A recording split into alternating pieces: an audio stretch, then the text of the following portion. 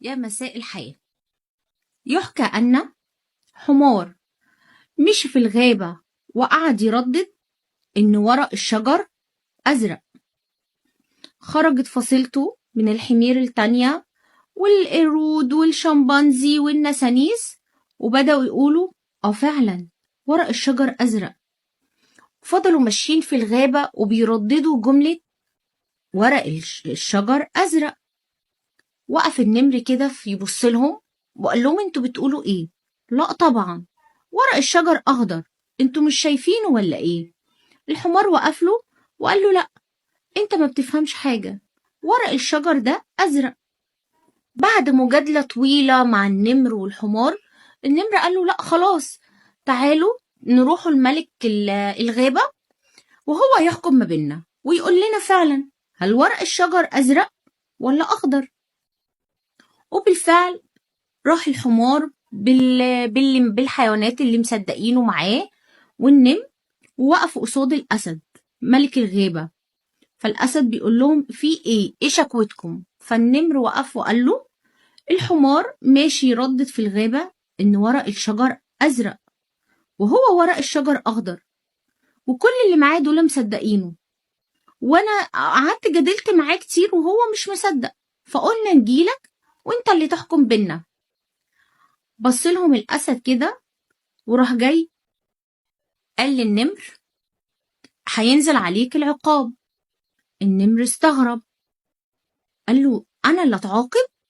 قال له هتتعاقب. طبعا فرح الحمار واللي معاه وخرجوا مزقططين وفرحانين ازاي هم انتصروا على النمر، وان ازاي الأسد صدق كلامهم. بعد ما خرجوا النمر بص للأسد كده وقال له أنا موافق إن أنا ينزل عليا العقاب والجزاء، بس أنا عايزة أسألك سؤال واحد قبل ما أخد جزائي وعقابي، هو فعلا ورق الشجر أزرق؟ بصله الأسد كده وضحك، قال له لا طبعا ورق الشجر أخضر.